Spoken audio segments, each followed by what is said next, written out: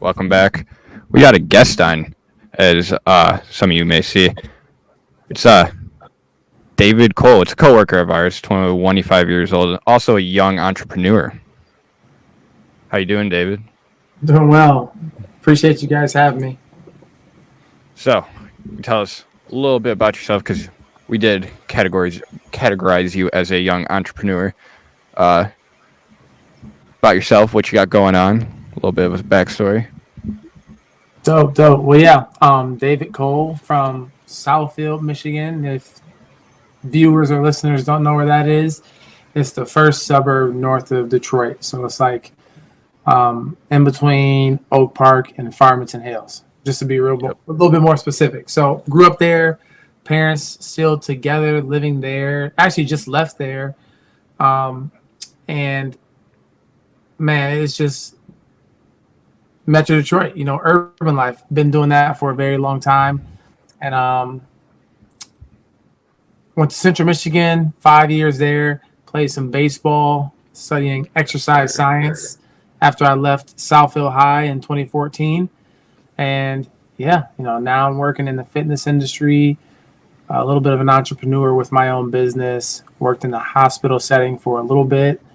And I think I prefer fitness a little bit more, but yeah, worked a little bit, been out of school for about 3 years, got done in 2019, and now we're here.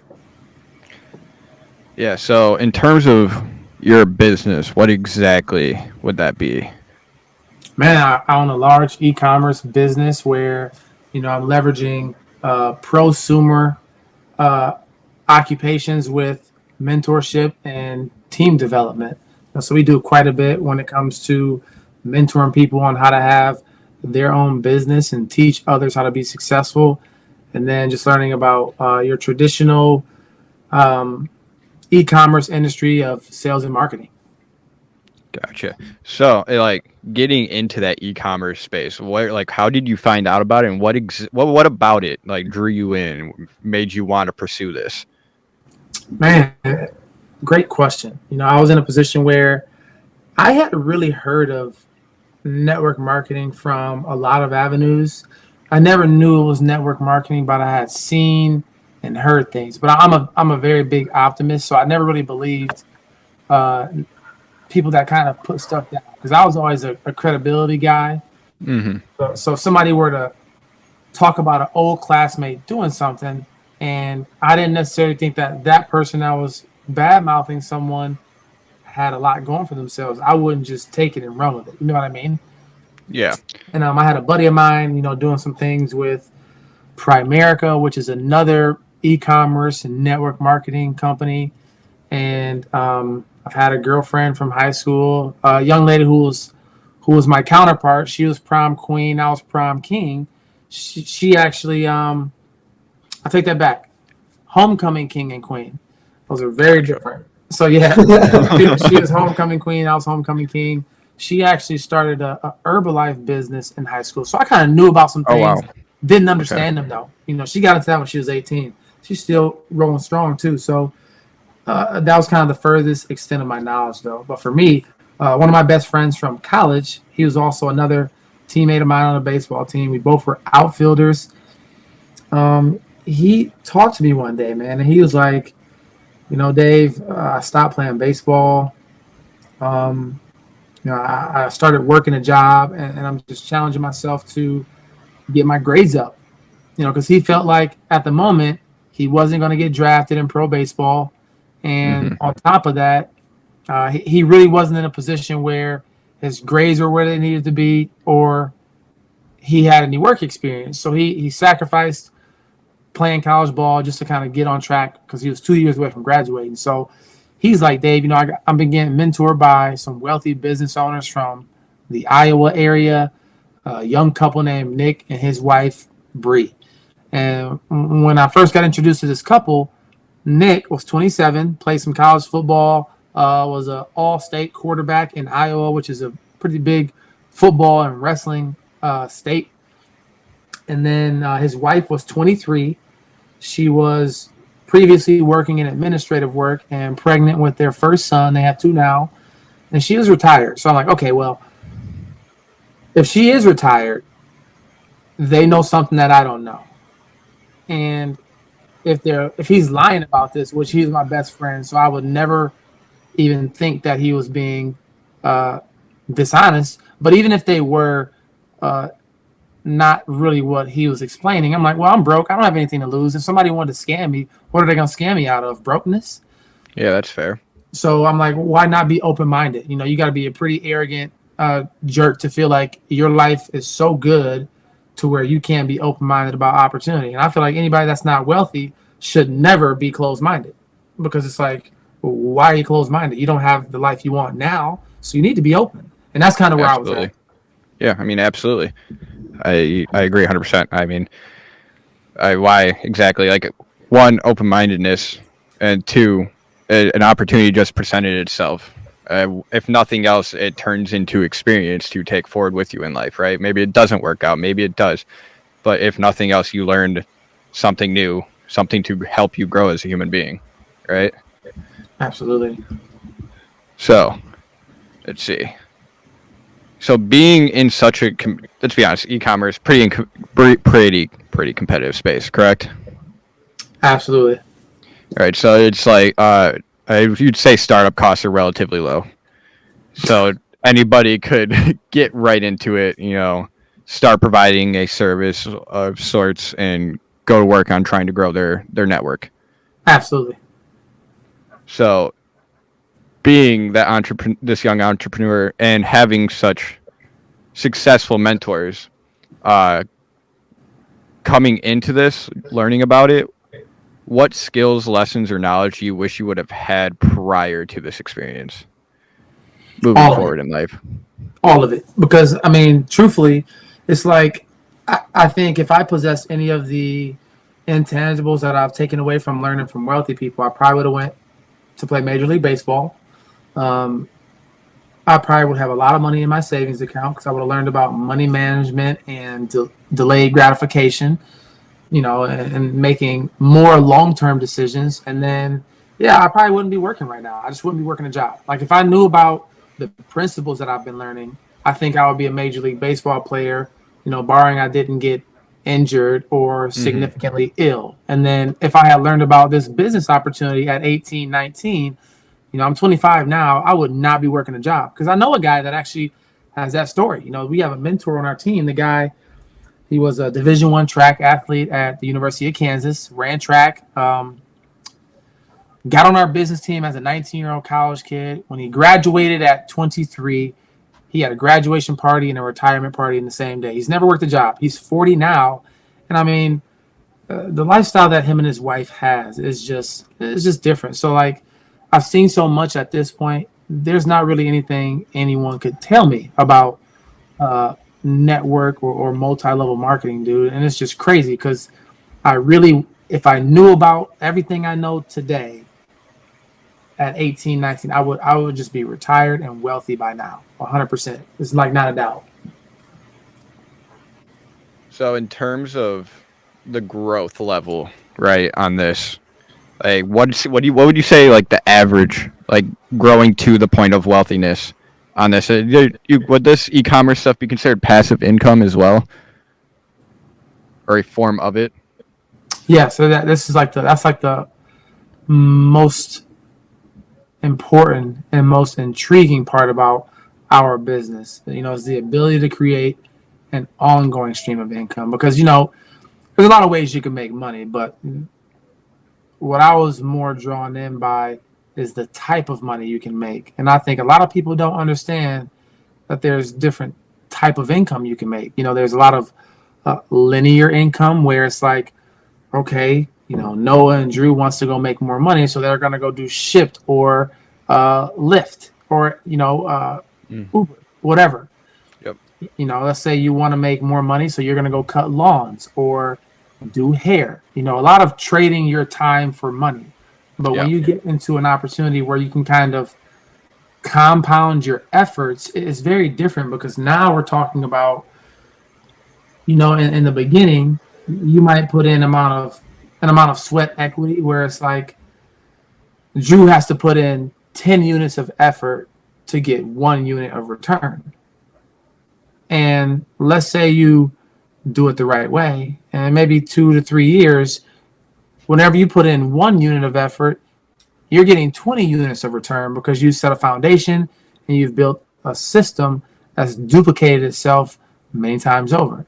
And that's kind of what network marketing is like. So that was definitely the most intriguing aspect of it, was the ability to create a different type of money that you can't create anywhere else, in my opinion.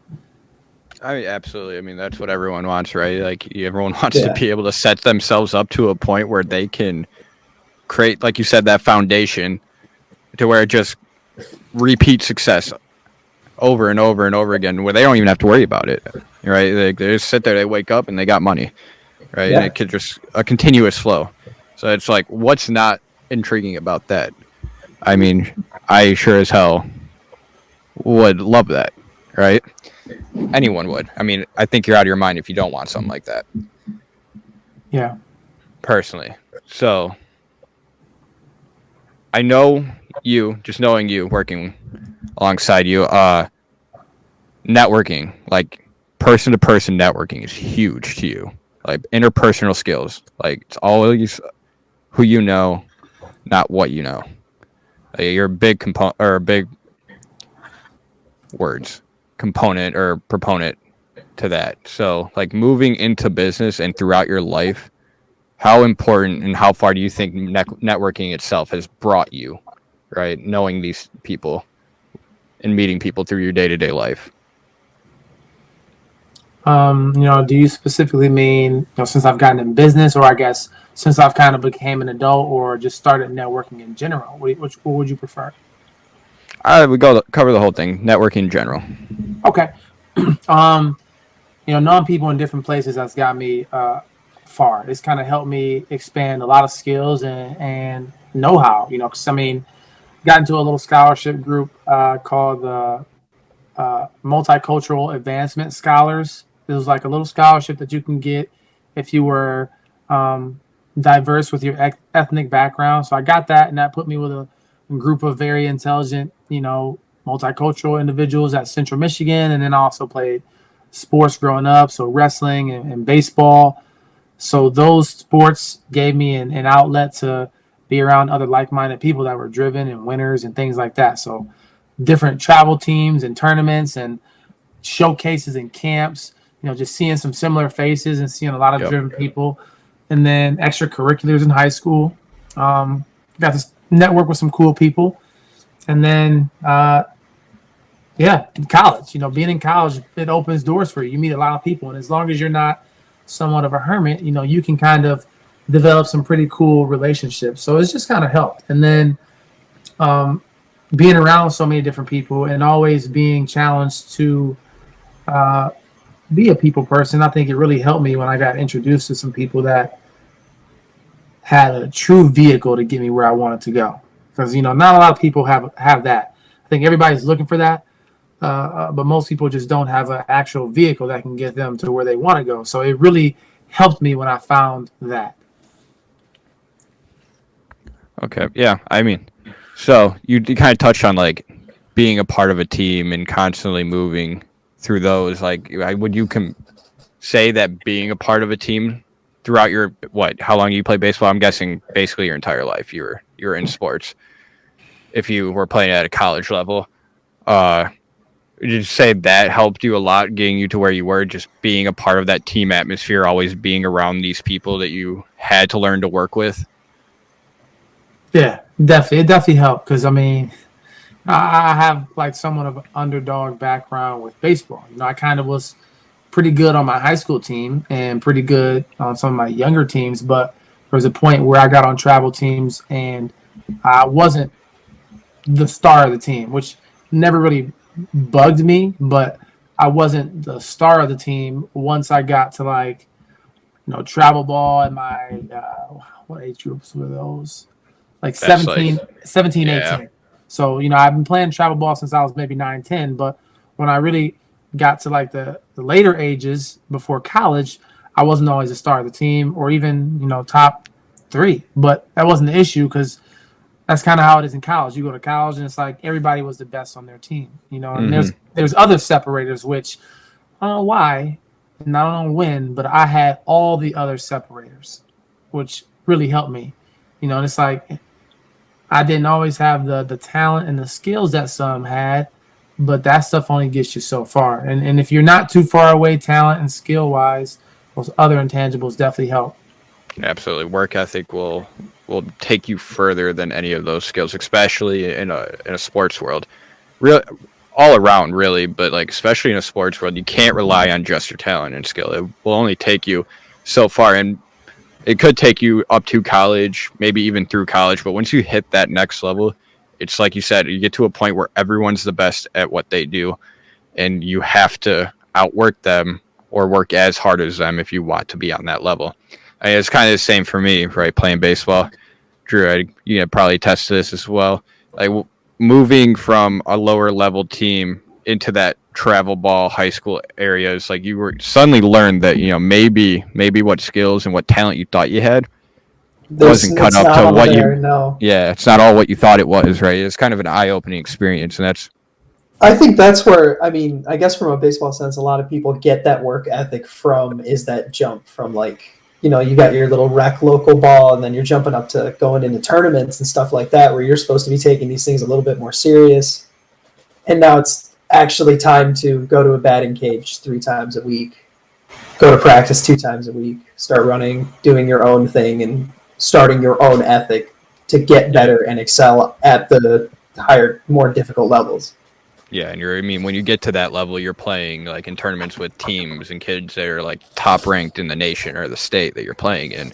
Yeah. And you're standing in that batter's box, and all of a sudden you're seeing a pitcher pitch a fastball at high 80s, 87 miles an hour, where previously, you were seeing pitchers who were throwing mid 70s, maybe touching 80 here and there. Like you would never seen anything this fast or anything move as well as they're throwing. So it's like there's a lot of overcoming adversity when it comes to not just baseball, playing sports in general. And I think that helps a lot with the development of a person. I find sports, or not even necessarily sports, just being a part of a team, right? A team setting helps you develop social skills. Learning how to work with someone is very important in life. Very, very important. So let's see. Back to the networking thing, right? If we have someone listening that is looking to either start building or expand their network of people that they speak to maybe on a daily basis, or there's people they're looking to build a relationship with, contact with, what's some advice you can give to them, like moving through their day-to-day basis? And that's such a great question because I just don't really know where I would be if it wasn't for getting in touch with some people that I'm in touch with now. It's just so weird to think about other avenues or other vehicles, but I guess the best case scenario, I think, first, like if somebody's really looking to succeed or really looking to expand their network, they need to start thinking about what they want and why they want it. I think people need to really start to consider how they want to live versus what they want to do. A lot of us learn, what do you want to be? What do you want to do? Let's find passion. And I think that's just like a thought process given to people that only have a vehicle of corporate America and jobs. Because for most people, to do what they're passionate about, it's not going to pay the bills for a family. Yeah. Absolutely. But when you think about the results you actually want and find a vehicle that can best get you there, that's a little different because for most people, they think passion as an occupation. But when I talk to wealthy people, they think passion as in time. So it's like, you shouldn't become passionate about being the greatest personal trainer. You should become passionate about being a dad. And you should find whatever vehicle or whatever opportunity that's going to give you the most time and money in the shortest amount of time. Yeah. And I'm like, this stuff is gold. When I hear this stuff, I'm like, dang, it's like, it makes sense. It's like, you can't, no one can listen to that and say that actually doesn't make sense. No one, in my opinion, because it's like, I tell this example to a lot of people I sit down with, and it's like, if somebody were ever to try to give me a contrary argument of you either can do both or you should find what you're passionate about because you're not really going to want to do it if you don't. Or I'll say, okay, well, let's say I give you $100 million and tell you can go do whatever you want. And I'm like, okay, would you still go to your job? Some people are like, yeah, of course. I'm like, okay. Well, let's say I give you 6 months to live. Then what? And it's like people start to engineer what's really most important. They're so stuck on my job, I'm passionate about this. Well, then it's like, wow, I'd actually want to travel. I'd actually want to spend time with people that I care about. And it's like, that's how we got to think. You got to think about what's most important. And you got to think about what's going to give you access to that at the highest level in my eyes. So that's kind of like the thought process that I've been able to pick up from wealthy people, is being passionate about the life you're creating from what you do versus what you do. It's like, instead of living to work to live, if that makes sense. Absolutely does. It's agree. We had, me and you, we kind of had a bit of a conversation with one of your other physical trainers that you work with. I bless anyone. Like, I agree with David in this sense, like, work to live, not live to work. And yes, you can be passionate about something, but not everything's going to pay that bill that you need, right? You have a family. If you have a wife and kids, like, you need to put food on the table. You need a roof over the head. And if you're pursuing your passion, it's not always going to be the case. And you can't settle for that sometimes. And like, I agree. Like, you gotta do things you're passionate about in life, or you're not going to be happy. You're not going to be happy. But in terms of making money or working, the passionate job is not always going to pay the greatest as a realistic, maybe unfortunate corporate job, right? So you gotta work to get to a point where you can work on your passions, where you have that time, you have that money, you don't really have to worry about anything else. So Definitely. Yeah, anything, bud? You kind of just taking this all in? I'm just kind of listening. Yeah, it's nice. It's a good back and forth going right now. I didn't really want to interrupt it very much. No, if you got thoughts, throw them in. But dive a little deeper here on you as a person. Like, who do you feel has had the biggest impact on you as a human being? Like, who would you contribute a lot of who you are to? That's a great question. So you gotta dig to the roots a little bit to find out who someone is. Because it's typically their upbringing they can tell a big story. It's a thinker for him. I've always been a sponge, bro. So it's like very, very hard. I mean, Yeah. to think of like the biggest contributions is very hard because some people weigh change different, and I weigh change and impact more so by magnitude now versus time. So it's like, somebody can like be a teacher of yours or be an influence for like 20 years, but somebody can teach you something that's worth 20 years. Absolutely. Yeah. So It's not about the time. It's about the impact. Yeah, so it's like, I mean, when I think of like biggest influences on trajectory and biggest influence on thought process, it's got to be the system that I'm a part of with our business team and the mentors that are a part of it, because man, it's like, yeah, my parents have taught me a lot. I have had coaches teach me a lot about discipline, hard work, uh, uh, how to be ethical. But when it comes to what really matters on if you make it in life, like what really matters, things like how to actually be an independent thinker and Hmm. how to have true discernment with what you listen to.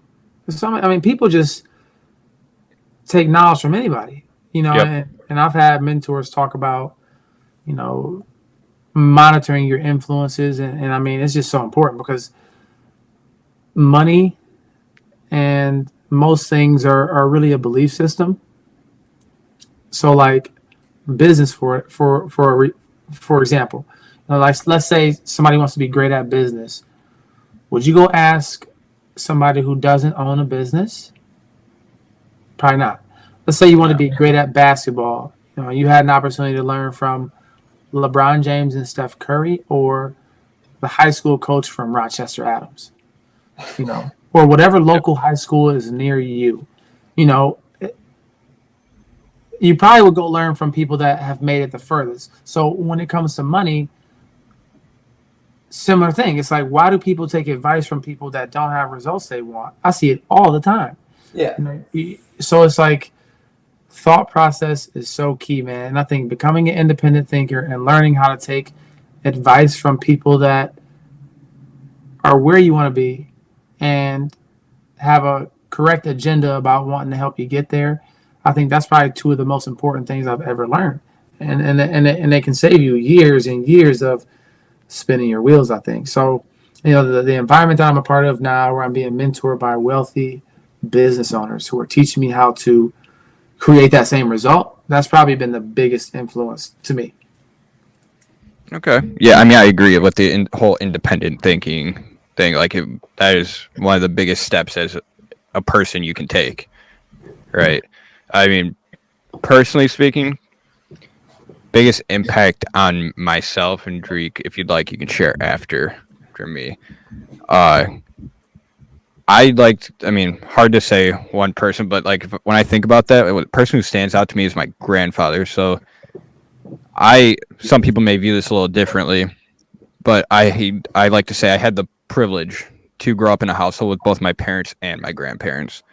All right, so I kind of got to learn from both sets, from two different generations. And one of the biggest things is like no one ever pushed anything on me, right? Like the household that I was raised in was Catholic, right? But never once were they like, you must be a part of this belief system, right? Like if I have questions about it, sure, they answer them. Like they were enabling me to provoke curiosity, right? If I grew up a very curious human being, and because of that, I became very curious into who my grandparents were and my parents. So learning about what my grandfather in particular did was, he lived what I'd like to say at least 3 lifetimes. He fought in Vietnam, right? I like to try to gain a perspective. And in my opinion, you aren't really given perspectives. You either gain them through life or you earn them, right? So I try to gain his perspective, or any combat veteran perspective, because I feel like they have such a different view on this world because they have seen the things they have seen, experienced the things they have experienced. So him being in my life, he's told me so many stories, and provoked so much curiosity within me that I became that independent thinker at a very young age, where I was researching my own stuff. Like third grade rolled around, I'm in history class. My teacher's looking at me to make sure she was speaking on the right things on history. Like I was just like a sponge of information, just soaking up everything I could on certain topics like World War II, Revolutionary War, Civil War periods, like everything. And like without that, I don't think I am where I'm at as a human being. Right? Like I do not follow the mainstream media. I don't take my news from just one source. Like whether whether you prefer one or the other or whatever. Like, I'd rather sit there, do my own research, corroborate information, put together my own, picture to try to make it as clear as possible. Get rid of all the fallacies that might be thrown in there from other people. Because say you get CNN, like in a news article, you get CNN, you get Fox News. What are some other ones? You get MSN, BBC. Like, everyone's got their own little fallacies in their writing styles, right? So if you kind of go through there and you vet it, you piece pieces together, you're going to get a very clear image, right? So research, it was huge. And then being that I got to learn from that older generation, I was brought up in a very different moral standard compared to that of our current generations. Like, a very relaxed current generation. I always like to say I was born in the wrong era because of it. Like, my moral standards do not align with that of other people my age. Nowhere close. Definitely not. No. Like, nowhere close, right? Absolutely. Not saying my moral set's better than theirs, but like, some people don't hold themselves to as high of a standard as I feel they should, just for their own well-being. It's just like that. That's such a huge impact, being able to learn from an older generation. Yeah, I mean, your dynamic was very different when I first met you. I didn't like really put two and two together and completely understand, but I think you've gotten more of a homely dynamic than I had, I suppose, with people constantly being in your house. But I mean, if it's going to be anybody, it's got to be my dad, right? Yeah. It's got to be Pops, 100%. I mean, he's been there for me the entire way. He's given me the tools to keep moving forward in this life. And I mean, it took me a little while to get it, to understand what he was trying to teach me. He was a little bit hard on me at first. I was being an idiot. He still is. He's not afraid of that, but I guess now I've come to realize the things that he's told me and the things that he's been teaching me is more to become my own person instead of becoming him, because God damn it, is it hard not to be him with the genetics he got me set up with. So, David, when I tell you, if I had a picture to show you, Drew is a spitting image of his father. It is absolutely insane. The only thing you can tell apart is the beard. He's got it. I don't. It's crazy. Insane. That's crazy. But yeah. Is that all you got? I mean, yeah. I mean, honestly, really as much as you did to share. No, I mean, being a part of his life, I can attest to this. Like, his father, phenomenal person. Like, I've learned plenty of lessons from him myself. I've been a part of his life for going on 11 years. About 11 years, yeah. So, like, I've known him grew for a up while. with the same mentors almost. We grew up around the same people, doing the same things. I mean, we had the same baseball coaches growing up, so yeah, with the exception it was kind of one. it was kind of set in stone that we were going to start thinking alike at some point. Yeah, absolutely. Even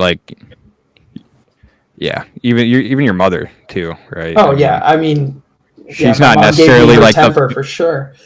Yes, yeah. She's not necessarily the most philosophical person, but like she'll beat a lesson into you, that's for sure. Oh no, my mom was the big money portion of my life and taught me how to do things with money. She's always been a very money savvy person. So my mom has this dynamic setup right now at work where she works through the winter and fall seasons, getting into about mid-spring. So right around when baseball season normally starts, she just kind of takes off work for the summer, and she's good. It's awesome. She saves up enough time. She's getting paid the entire time for summer. I mean, man, she's got it made. She's got it made, but God damn, did she work hard to get there. Yeah, she loves her coupon. She's great at saving. She loves her coupon, but she also loves her Cadillac V, doesn't she? Yeah, she loves her Cadillacs, bro. She loves her Cadillacs. Yeah, I mean, all right, so we're going to kind of spin this a little bit. We're going to kind of get into some current world, like the real dynamic of this podcast, what we really do most of the time, unfortunately. Sometimes it's unfortunate. It just gets tiring, right, with how bad this world can be. So you yourself, David, like knowing what you know, having the perspective that you have, what do you feel the most pressing issues we face as humans, like as an entirety currently, like whether it be climate change or nuclear war, whatever. Yeah, mutual destruction.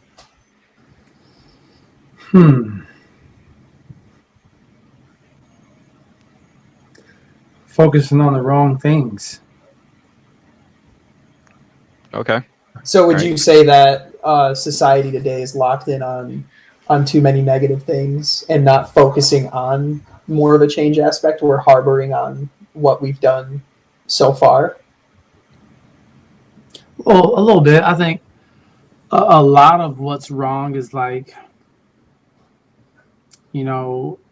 people not being as positive as they could be, and some people are just kind of nasty too, where they are, put people down. I'm actually looking at a book right now by a guy named Napoleon Hill, who wrote Think and Grow Rich and The Master Key to Riches. Anybody that's kind of wealthy knows about those titles and knows about what Napoleon Hill did for over 20 years of his life. And he has another book that he wrote shortly after Think and Grow Rich called How to Sell Your Way Through Life.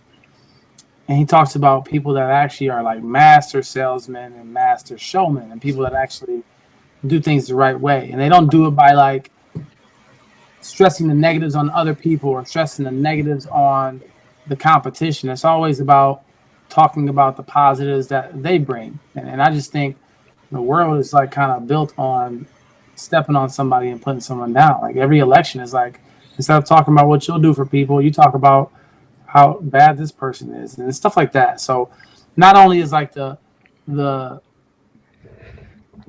atmosphere a very bashing dynamic, but I also think that we don't focus on the bottom line. It's like, when we look at all the things that people focus on as far as money or time that we put energy into, man, you're only as strong as your weakest link, and I'll forever believe that. So being able to help like low socioeconomic status areas and like help bring more opportunity to the country, I think it's going to be a big part of everything increasing, and not necessarily from a standpoint of handouts, but I think properly placing people in a position to succeed is something that we don't do or talk about enough. So that's why people like myself need to go win at a very high level, because I actually understand, because I'm on the ground floor and I actually care, but like a Jeff Bezos or Mark Zuckerberg or Bill Gates, they don't really care about what's going on in Flint or what's going on in the inner city. Kids not reading well. They'll go fly to space or go fly to Africa, but they won't put money and effort into their own country. It's like they won't help Americans. So it's like, now don't get me wrong. I know a lot of them give back and help Americans a lot, but those are just examples of, we got a lot of income coming from hard-working and extremely intelligent, wealthy Americans. But I mean, there's just issues that, quite frankly, could be fixed at the snap of a finger if people had more of a care with those things. Absolutely. It's like when as they're climbing through these ranks of wealth or success, they forget what it's like to be that low man, right? To be that person on the bottom that has not a chance in hell. Everything's working against you. Yeah. But it's like, an example of that would be, I don't know if you've seen this, but Elon Musk was a month and a half, 2 months ago. UNICEF had tweeted at them saying that if Elon Musk just sold, I think it was like $13 billion worth of his I don't even stock. think it was that high. I think it was like probably a little bit. You're talking about the World Hunger tweet, right? Yeah, from UNICEF. Yeah, he said they said if he sold $3 billion worth of his stocks, he could cure world hunger. And so he tweeted back, and he was like, if you can show me and the entire internet community what exactly you're going to do with my money when I give it to you, I will liquidate it right now, and I will send you a check for that much money. He's just like, I will do it. No question. I swear to God. And have we gotten a response yet? UNICEF never responded. Never responded. That's amazing. right? Like people who are supposed to be working towards this. Like Elon's a smart guy. People like Elon and Mark and everything. Genius. They're smart guys. You don't get to that by being dumb, right? No, I They mean, could I would say figure- he's more of a driven guy than a smart guy. He's Yeah. like the king of marketing. Yeah, I mean Elon. From what I hear, he doesn't even go home most of the time. He sleeps in his office at these factories that he's working at, right? Like Yeah, he's but- constantly working. Let's look at that office. I want to see that office because it's probably a 5-star hotel room. Probably, but hey, whatever. He's still there with his workers. Putting in the work. He's not just hands off. Here you go. I created this stupidly successful industry and pioneered this new lane for electric vehicles. Now I'm hands off. I'm just gonna go collect a check. Yeah.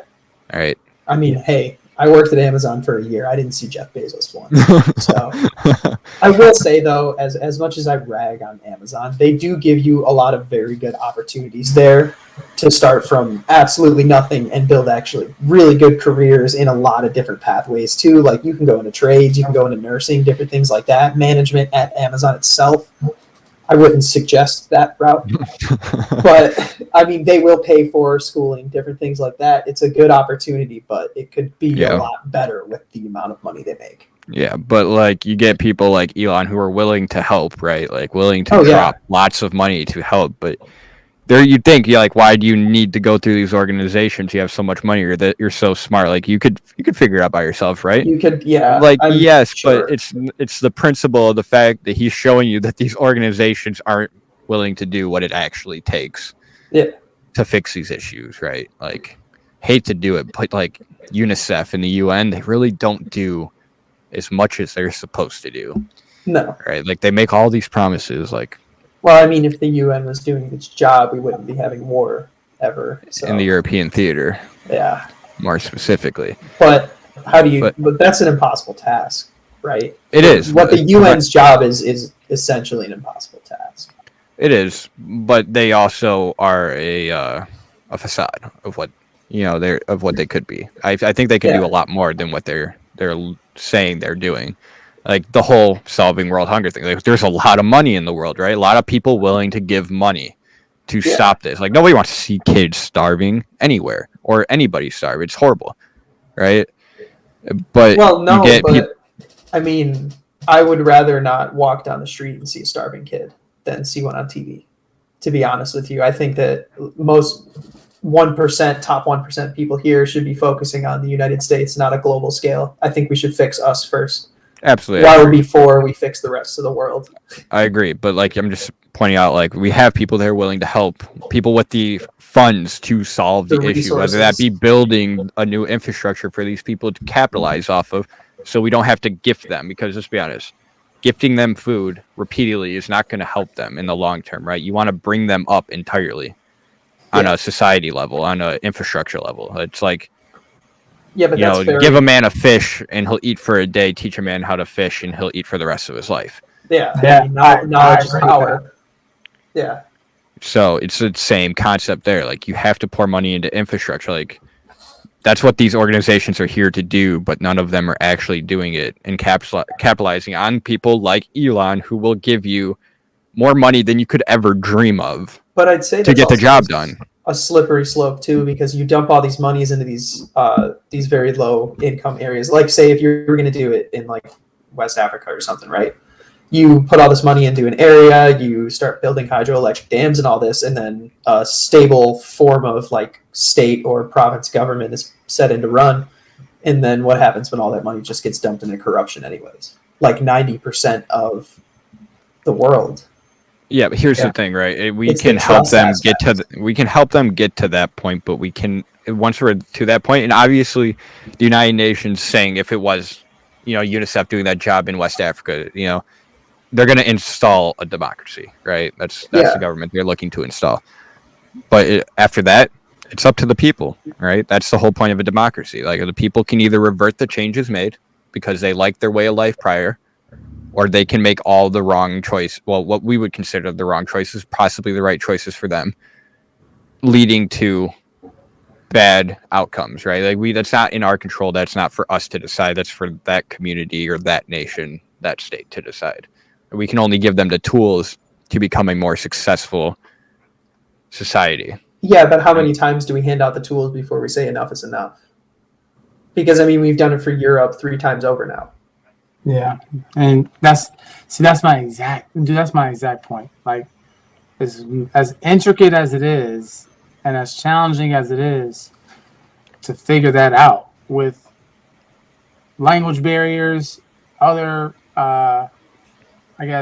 other government systems in these nations, it's impossible. It's like almost a stalemate of trying to figure out how to help the whole world.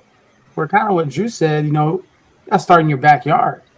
Absolutely. You're trying to figure out ways to congregate and help the world. There's a lot of in-nation issues that if we develop funding toward infrastructure, these things can be fixed. And that's the issue. It's like you're not looking to just give out food on a cycle. Kind of like you said, Drew. It's like that's not going to work. Yeah. But like when you look at what people like LeBron has done just for the state of Ohio so far, he has just been recognized as a billionaire with the revenue that he's developed from his new deals, like with Tonal and Space Jam. So he just, I think, hit the $1 billion mark. Now he's got Blaze Pizza. He opened a school. Yeah, I thought he was a billionaire well before this, to be honest with you. He's doing a lot of good work. Yeah, but he's like creating schools for kids from a young age to get better education, and he's creating financial literacy programs for adults. It's like that's where you got to do it at. You got to put kids in a position where they can have more mentorship, more opportunities, and the proper education sooner. Because all those kids that are from the metropolitan areas of these inner cities, they always fare way better than the kids that are deep in the inner city with very poor education. So if we dump income into the structure of the education and the support and the mentorship and athletics within these very, very poor areas, that's all it takes. It's got to start with the kids, though. Yeah. I mean, that education system, especially in the inner city inner cities, you got, problems with kids being on the streets, getting involved with gangs and whatnot, right? Like having those sports teams available, having these activities available are going to help occupy their time more and keep them safer. It's going to help keep them safer. Yep, like all those extracurriculars. Oh, it's crazy because was that? I'm not sure if it was you guys, but someone was telling me about the transition of it was either a president in the 70s or 80s or some governors. They changed curriculum in high schools, and it kind of led to the crack epidemic. I'm telling you, it was the most profound thing I'd ever heard. It talked about how back in the 80s you're talking about with Reagan and all that? Probably transferring into Reagan. The deindustrialization of high schools, where you take out things like woodshop, engineering, hands-on things. Like when the college push started. But you take those things out of high schools where people can learn trade skills throughout high schools everywhere, especially like in the inner cities. So now when people get out of high school, they don't have any tools or any know-how to go work in some of these industries where they might have been able to get a high school education and be a great product in the environment. And a lot of people had drugs is what they turned to. And it's just so much out there with how the system has kind of challenged the dynamic of people that don't have college in their, in their future opportunity. So it is just crazy. And I think that sounds like the transition into the Reagan presidency to me. Yeah. Because that's kind of when the whole war on drugs and Reagan, if you didn't know, President Reagan started pumping crack into the inner city and the so-called the ghettos and slums, is what they would say. I wouldn't consider the United States at any point to have a slum. I mean, no, even living near Detroit, definitely not. No, not in a world sense, but like as they would say, you start pumping drugs in there, right? Like taking away opportunities, as you said, and just creating this pandemic or epidemic of drug use in these inner cities, just causing them to crumble and keep them Yeah. in that poor position.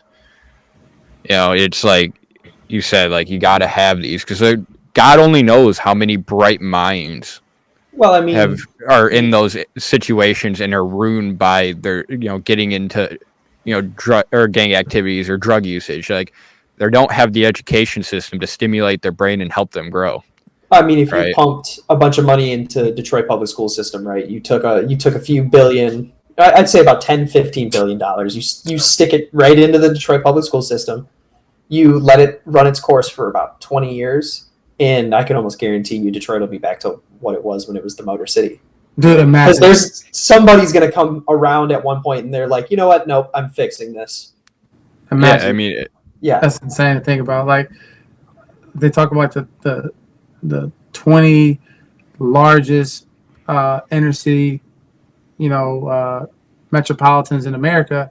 Imagine if all the billionaires came together and just put $2 billion in each inner city Yeah. to help.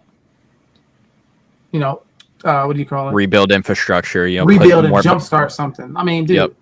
it'd probably be Start a insane. community again. Yeah, it's Yeah, wild. I mean, you look at, like you said, in Detroit, in Chicago, like all these inner city areas, like they're shadows of what they once were, right? Like these were Well, I great mean, cities doing great things. yeah. Like they were just put in a shit position. They're Yeah. put in a position to fail. Well, I mean, yeah, it kind of just is a slippery slope and keeps happening because nobody's doing anything to change it. I mean, And unfortunately, you get politicians that come into these local offices, and this is where you can't focus on just the presidential office or the congressional. you have to offices, focus on right? our government, and I mean, I guess the people who would live in and around these areas too. Local governments, right? Becomes very important as you learn these things, right? Yeah, You get these local politicians that come into these inner cities or take on these issues, and they're running for office, right? Like, I'm going to get the funds for this. I'm going to Gonna help fix the roads. rebuild infrastructure for Detroit public schools. I'm going to do this, X, and that, right? They get in there and they throw it all to shit. Like they forget about it. They forget all the promises that they made that to the people who voted for them and got them that office position. That's a problem, right? They get this Yeah. sense of power, and all of a sudden they're worried about either keeping their seat or moving up in the political ladder, right? So if you're starting with a mayor, you're looking to get on a congressman seat at a state level, and then you're looking for governor, and so on and so Just forth. keep climbing the ladder as Yeah, far as you can go. So Which it's isn't like, shouldn't really be. I don't think as a politician, I don't think that should be your thought process or your motivation. no, traditionally, politicians are people who serve their communities, right? And we've lost that sense. And truthfully, have not heard of a modern politician, who has thoughtfully executed their promises for their communities.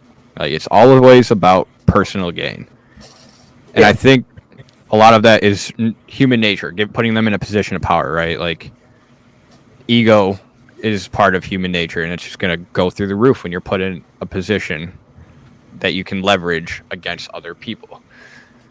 So it's like we have to revert back to a traditional sense of politicians, and I think our big problem is we have to get younger people in office. We can't be electing these 70, 80-year-old people that have lost their perspective. I would be careful with that as well, because I would beg to say if you're too young, you don't have enough perspective on I life agree. to be making big decisions like that. I agree. I mean, there's a good age range there. Like you don't want to be 25 in office, right? Like you want to be somewhere, I'd say mid I don't to know. late I think 30s. David can handle himself as governor of Michigan. I think he's got it handled. To be There's honest, exception to these rules, right? Like there's people who, like David, who are sponges and have these huge, or reservoirs of data that he just intakes. Yeah. He's around a lot of successful people. He's gained a lot of perspective. He's earned a lot of perspective throughout his life, to where he understands like the small man issues. He understands how he has to handle X, Y, and Z to get the job done. Like it's not everyone in our in our world, and especially at this age group that can do that. And that's what's scary about, moving forward as a nation.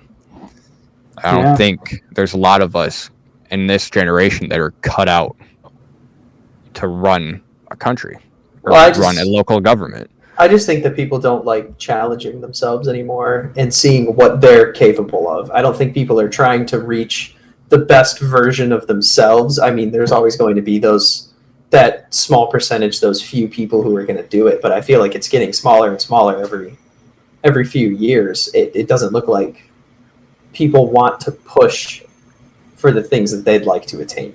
Yeah, I agree. I mean, while we're on this topic, keeping in this direction, so question for you, David, moving forward as a nation, because this is where we start helping the world, is by helping ourselves.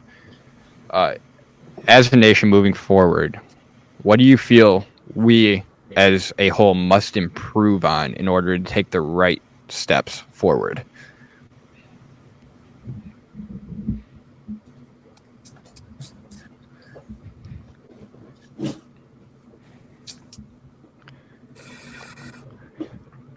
I think that a big focus needs to be fixing the household, creating a better dynamic of character within households, trying our best to do what we can to create an upbringing for people where moms and dads are in the picture to help out with development. And on top of that, getting away from this lifestyle of being so plugged in to all this nonsense where you're just distracted and you live a life of instant gratification with no basis of knowledge on how to take care of yourself when it comes to delayed gratification, financial stability, and all these things that really lead to turmoil. Because the issue is that you can never learn some of the stuff that I'm learning and be completely okay. And that's the sad part. Because, knowing how to put yourself in a position where you delay gratification, knowing how to think long term, or knowing how to overcome when life happens, those are very important. But quite frankly, I can just be a very fortunate individual. I can spend all my money. I can party and do whatever I want. I can sleep around and I can never get caught, but I can have a job as a very high paying engineer and have a family, and those habits don't lead me down a slippery slope because I got a lot of income and my life is good. Nothing ever happens to where anyone in my life gets significantly ill. So it's like people can have a life of very poor habits in America and then not really lead to issues. And the issue is that can happen. And because that happens, I think that's perpetuated and duplicated in society. And it's just only a matter of time before somebody's in a position where, your house burns down. You lost a job. Something outside of your control hits you and you've never learned any habits of overcoming or being prepared for that. But the issue is that most people can never learn some of these success principles and still have a great life. There's no guarantee to consequence. Yeah, that's the most challenging part in America. It's like there's no guarantee to consequence from lack of character and no principles of success being a part of your life. But that's just what's most abundantly duplicated as well. Absolutely, and it's like ignorance is bliss, right? Absolutely, it is. Ignorance, you'll not always, but you'll sometimes notice that the happiest people in the world also do not understand what the issues of the world are, right? And God bless their souls. It's not a very pretty thing to learn about always, right? Yeah, it sucks. It sucks to know some of these things, but in order to gain a perspective and build character, you kind of have to know the bad that goes with the good. You have to be uncomfortable. Yeah, you have to seek that discomfort in order to grow. There's no one who gets better comfortable by being comfortable. Well, nothing gets better comfortable. like a I piece mean- of coal. If it's uncompressed, it's a piece of coal, right? You compress it, it's a diamond. Yeah, I mean, right If here. you're not willing to go through that compression, I mean, Right here, we got a guy, you physical trainer, right? Daytime Yeah. job, right? Like, exactly. Like the perfect aspect. I guarantee this man has not one client who is working out with him who is comfortable while they do it. Yeah, exactly. That is not how they achieve. I've their seen goals if they come with them. his work. Yes. He gets enjoyment out of making these people discomfortable or uncomfortable and hurting them a little bit. That's true. You got to, right? That's the only way you get better. Like, yeah, you may have like these outliers where you're born into a very wealthy family. You don't have to work a day in your life and you have everything you could ever want, but there's no growth. There's no character. There's no content to that person most of the time. Experience. Everything's handed to you. You don't have to strive for anything or struggle to get to the finish line. I mean, you have no satisfaction in yourself. You have no self-assurance. Yep. That's no way to live, not being confident in yourself, because you don't know if you can handle it if all that money was taken away tomorrow. Absolutely. So, getting a little more political, but we're not going to touch on what side of the spectrum you may err on. Just speaking about the political system in the United States, right? We have a two-party system, Republican, Democrat. There being such polarization between the two, do you think it's possible for these parties to overcome the divide and come back together and be able to be bipartisan, or do you think we just have to kill the two-party system to solve our little squabble? Yeah, that's a great question, dude. I mean, it's really one where there's too much ego involved for reuniting unless somebody drops an atom bomb in the center of the United States and we have to. It's like a lot of people say, right? Like, I would do anything to stop another 9/11, but I would give anything to have another 9/12. Like, yeah, I've heard that a few times. What's 9/12? Oh, like the day after. Yeah. Yep. Yeah. So yeah, everyone came together for that, right? So yeah, we have to find something to bring ourselves together, and unfortunately, most times it's tragedy. I don't think it's weird, bro. I don't think it's I don't really see it in the near future. You know, it's hard. I think this is the real issue. I think once upon a time, reaction time wasn't so instant and knowledge wasn't so abundant. So now that everybody has a platform because of social media, it's impossible to overcome the hypersensitivity of exposure for a lot of people. So a lot of people are just so desensitized to right and wrong, or desensitized to what's real and what's not, because they see so much. You know, some people live their lives on Facebook just to kind of get into arguments. And I used to kind of be there where it's like somebody would say something off the wall and I start cutting up on them a little bit, but then it's like I got around wealthy people and it's like bro, like you're not really solving issues when you're having conversations. You need to go win and then be able to really actually help some change. So for me, I don't see it. I don't see it anytime soon. And I agree. Yeah, it's just tough. You know, it's just tough. I don't know. I agree 100%, and I think a part of the issue is what you touched on a few questions ago. You know, there's just a bashfulness to it, right? Like there's no such thing anymore as civil discussion between the two parties, right? There's no civil discourse, right? So if I come into a conversation with someone who sits on the opposite side of the aisle to me, and I make it clear that I sit on this side of the aisle, like they're good, and they don't like me, they're gonna start coming for my throat, right? They're just gonna start coming. They're like, I'm gonna make a point, and they're gonna be like, no, you're dumb. No, you're stupid. Right? There's no, here's why I think you're wrong, or here's where I think we could improve on that idea and be a little bit better and geared a little bit more towards what the greater population would like, or something like that, right? It's never truly civil. There's always some sort of hostility, in these discussions. It's always an argument. Well, I mean, people talk about changing party systems all the time. I mean, you see this huge push to change the United States into a communist country. For whatever reason, people our age want to do that. But I think it more or less starts with the people.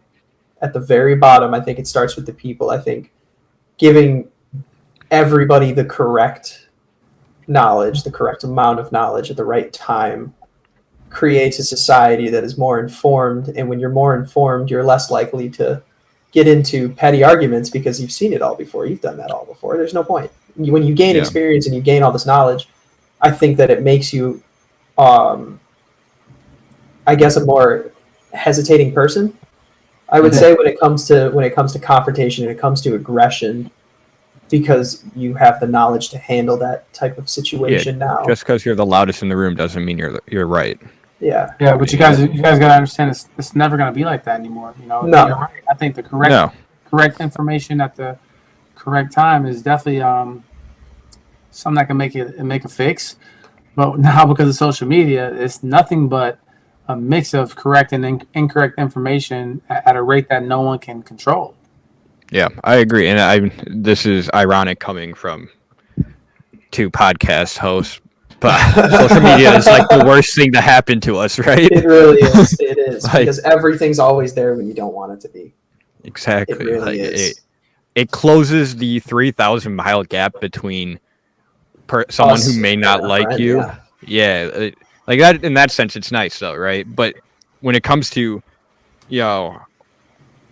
me and someone who doesn't get along, someone who doesn't like me, it's very distasteful of me. Like it closes that gap, brings it to zero, right? They're able to contact me. They're able to. It's evolved the way we communicate with people, the way we socially interact. Because people, I mean, like, look what we're doing right now.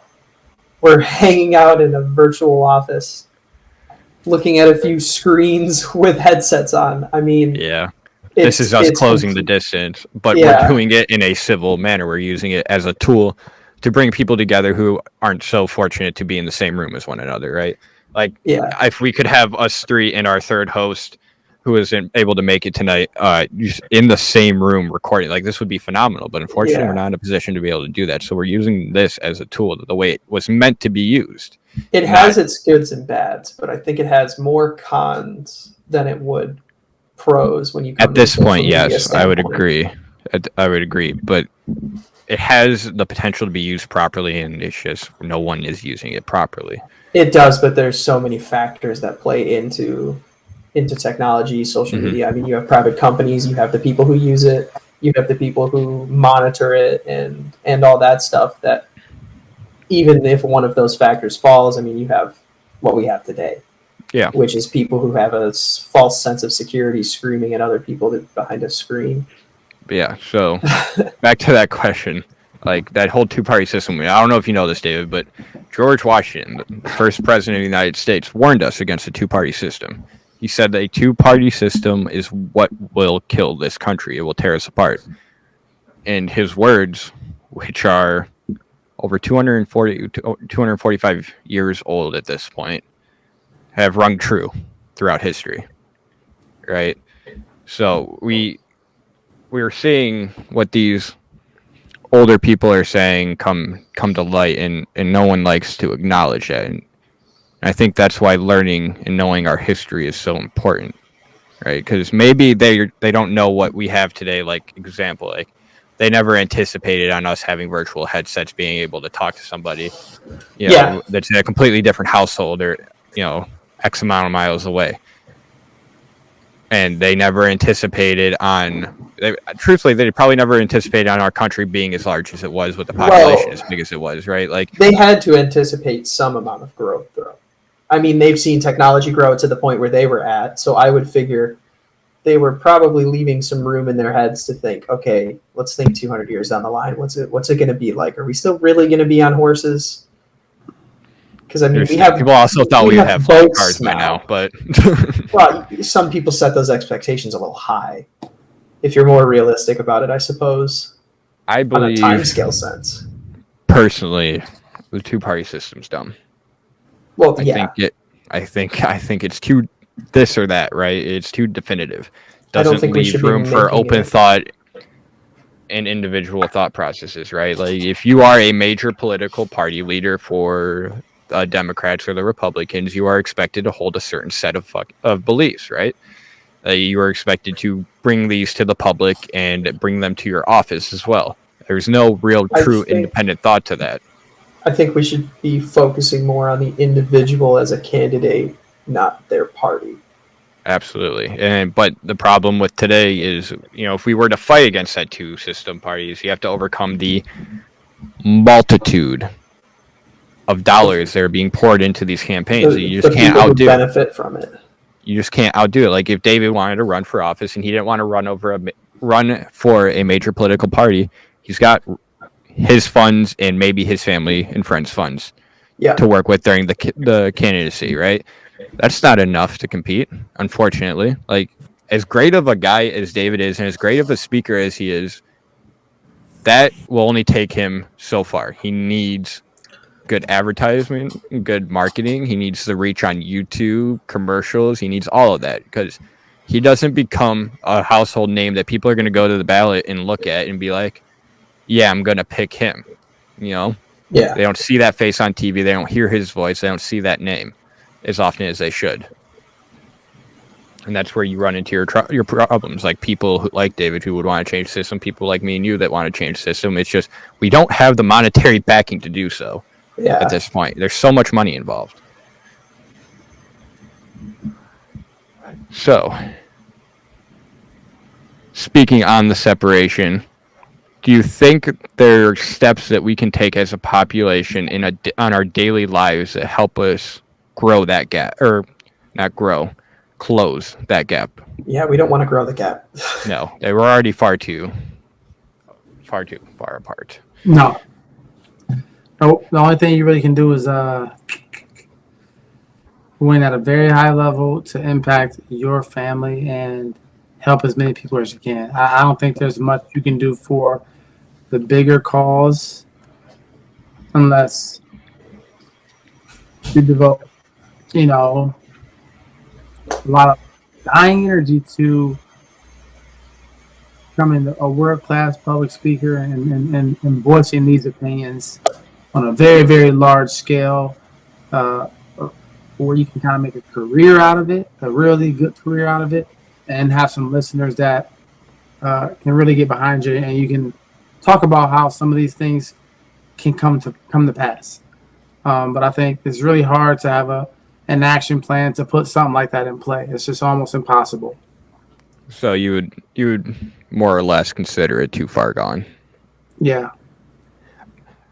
I think I could pretty much agree on that. I think it would take something incredibly drastic to change that. I mean, incredibly, like something that would change the course of this nation forever. Type. We just even if you got a good idea, you just can't compete with social media. You can't compete with the dopamine and the habits that people have, and the oversaturation. Yeah, the high level of stimulation people are getting from all the outlets and habits that they currently have. You just can't take some of these people out of that. There's no way. Absolutely. I mean, you said it great. Like, it's an oversaturated space, and it's just constant entertainment, and it's constant triggering of that dopamine and serotonin, and you're just constantly getting that gratification. You're laughing, you're seeing things that are cool. You're maybe learning little tidbit, pointless facts about stupid things, and it's just like, just constant, and it's all there all the time, and everything's being brought in new, and there's, at this point, I would beg to say there's no such thing as an original idea. All right. Yeah. Is what can you come up with? I wouldn't say there's any original ideas, but I could say there's adaptive ideas to original ideas. Different things that we're branching off now, because there could be original idea 100 years ago that we are now updating due to technology, different things that the world has provided us. Absolutely. But, I don't think the first podcasters or first radio hosts, anticipated that they would become great platforms for spreading news or personal opinions that could gear populations to think a different way or a more open way. Look at Orson Welles. when he did his nightly reading on that radio show of War of the Worlds, he had people listening to that radio show thinking that was a legitimate news broadcast. Mm-hmm. I mean, look at how crazy saturated radio was back then. And it's essentially the same thing of what social media is now for us. It's just waiting for something new. But I mean, going back to the divide point, I kind of disagree with you guys. I think so. I'd say it would be hard. It would be really, really hard to make actual change to close the gap between people in society today. But I think if we just meshed the middle ground enough for people, I think that we could make a legitimate change. But it would have to start at the very bare minimum of like children, teaching them how to be more forgiving with people, but at the same time teaching them to be stern with themselves and carry a certain level of self-respect. You do things like that when you respect yourself more. Obviously, you don't allow different things to happen to you in your life, right?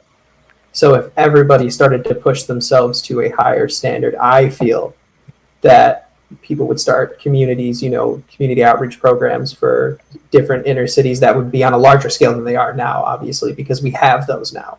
We have things like Meals on Wheels and like Play 60 and stuff from the NFL. But I think once you start pushing people to realize that the whole world doesn't revolve around them, I think that's where we close the gap, is when we realize that let's help the people to the left and the right of us, not just us. I like that. Yeah, I'm a fan of that as well. It's getting a little late here, our time, so we're gonna. Oh wow, it's almost 11. Yeah, so we're gonna run it with one little controversial question. I'm kind of just curious to see David's viewpoint on this. Being as open-minded and as knowledgeable as David is, kind of want to see if he's got any conspiracy theory to his mind. Climate change, right? Mm-hmm. The tacky topic. Do we feel it is do you feel it is a ultra pressing issue we face as a human race today, or do we feel that politicians and scientists may be making it out to be worse than it might be? I've always been a credibility guy, so like it's one where I think it's kind of weird how in some dynamics trusting backgrounds of credibility is accepted, and in other dynamics it's not. So like if I had to personally lean a certain way, if people that have the experience, knowledge, studies, and credibility are saying something, I like to take it as truth. So for me, if there's specialists that are big on the sciences and talking about those things, I like to take them serious, because I think that they've done more research and they've had more time that they've devoted to those industries than me.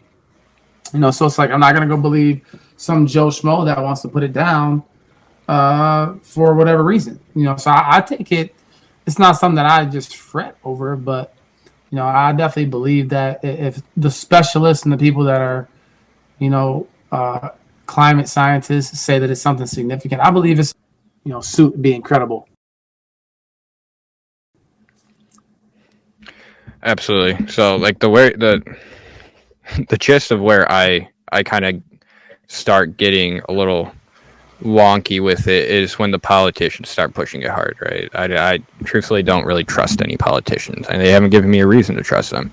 Scientists, yes, I believe I take credibility to heart. Like if you spent, some of these doctors that have been studying this for, their entire lives, and they did their doctorate, their PhD articles on this. Like they've spent 12 years of their life getting educated after high school on just this, and then they're continuing that education throughout their entire life. Like, yeah, I'm gonna believe them. There's a good chance they know what they're talking about more than any of us, right? But it's when the politicians start, harping on it and start pushing and trying to shove it down your throats. That's when you start to be like, you start to question it, because why are they so invested in this?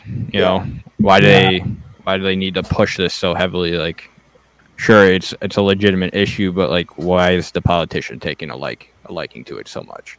I feel that, yeah, and I think you just gotta kind of sometimes look around that and still understand that something can be very credible, and then you can feel like people are trying to leverage that in a very unnecessary or unethical way, which is probably true. You know, so I mean, the way people leverage it or use it might not be what you agree with, but sometimes I think many people don't separate the fact that it still may be true. And I actually have a conspiracy theory on climate change, which is crazy. So have you guys ever seen the docuseries Chernobyl? Yes. No, I don't yes, believe I have. I did watch it for a little bit. It's the one on HBO, right? Yeah, dude, it was insane. Yep. So was that Ukraine or Russia? I don't remember where it. That was in Ukraine. Yep, that's in Ukraine. So in Yep. Ukraine, there's this big reactor factory, like one of the most nuclear plants in the world, basically.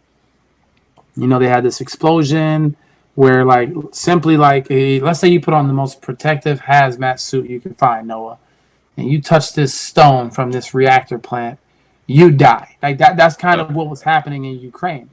I Elephant's think foot. that dynamic impacted the atmosphere, the climate, the ozone layer. I mean, that area is completely inhabitable right now, like still. And if I can remember, I think that took place like in the 70s, bro. So I think that stuff like that, along with life happening, man, is changing the climate. You know, now is it as serious as some scientists are making it out to be? I don't see why not. But I mean, it's nothing for me to care about so significantly to where You change your life. it's impacting my daily schedule or something like that. It's just something where it's like, just do what I can to fall in line with what makes sense, and I think that's all people should do. You know, but so many people take these things and run with them and do weird things with them. And some people look way deeper than they need to, and like I think that's what's happening with this Ukrainian-Russian war, right? There's a lot of conspiracy theories that go with everything, right? But like right now, a lot of people are saying that, President Zelensky, who is president of Ukraine, and President Putin are conspired to start this war in order to rid, the Ukraine of all their slums and, pedophiles and corrupt individuals. And I just like that. And that the reason why NATO cares is because, Biden and George Soros and all these people have money laundering and business relations, not healthy or legal business relations in this nation. And I was like, yeah, sure, maybe, but I believe anything's possible. But at the same time, it's one of those things where you're like, could you just believe the fact that there's an egotistical leader of a regional superpower that's trying to reclaim some former glory at the expense of other people's lives? Like that to me is a little more feasible, understanding how humans are, than all these moving pieces. Like not everything is as complex as people might think it is. Well, I mean, I like that people are asking questions. I like that. Oh yeah, 100%. There's conspiracy theories everywhere. Like almost immediately, people are asking questions. I love that because, I mean, who knows if they're right? Who knows? So say I believe anything. Like at this point, like anything's possible. It wouldn't surprise me. Yeah. But at the same time, the more probable picture right now is that we have an egotistical asshole in the form of Putin who just decided they wanted Ukraine back as a part of his nation, right? So it's like people dive deep. It's like saying all these school shootings are fake, like they're hired actors and whatnot and stuff like that. Like there's just some things are too deeply looked at when they're far more simple. That's all. Yeah. Definitely. So closing this up, it's decently long. It's getting late. We both have work in the morning. Is there any closing thoughts you'd like to give? Any closing messages you'd like to give to our viewers / listeners? No, man. I just think that Noah and Drew are both some stand-up dudes. Very knowledgeable and open-minded. I think that's just where it starts. You're being open-minded and understanding that there's so much out there, and not being afraid to be wrong and just being a good person. Those are kind of the things you gotta live by. And I think you guys do that, and it's cool to be a part of your podcast. You know, the Dangerously Free. I like it. The background is dope. The name is even more dope. You know, I think you guys are gonna be two of the biggest, you know, podcast individuals in the world, man. You guys just keep doing it and don't stop. Thank you. We really appreciate that. I don't think you Appreciate that, understand. yeah. Like, we don't hear You make those me words. We don't hear those words often, my man. We really do appreciate those words. Thank you very much. I mean, you as well, stand-up guy. If you got, you know, any websites or links that you would want to push, any, you know, get some traffic to you, go ahead and promote those, and you can shoot me a text with those links. I'll make sure to put them in the description of our video so people can take a look at those. Appreciate that. Because bro. I know you are e-commerce and whatnot, and so anything there you'd like to promote? Now's your time. Man. Not really. You know, we do things very differently than, you know, your typical e-com business owners or industry. So, you know, we're very personal. We're very professional with, you know, how we kind of network. So, you know, I appreciate that offer, but yeah, we don't really, you know, push links and do things like that. But Yeah, you guys are dope. I appreciate it. I respect that.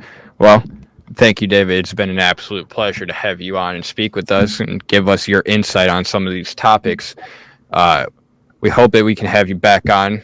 I know Drew would love to have this conversation. Jackson, our third man here, would absolutely love to be a part of this conversation if he could have made it. Yeah, we really just enjoyed this conversation. Had a great time. We hope we can have you back. Yeah, dude, we'll definitely do this soon. We'll run this back, and can't wait. It's been a pleasure. Thank you. All right, so we'll catch y'all on the next one. Y'all have a good night.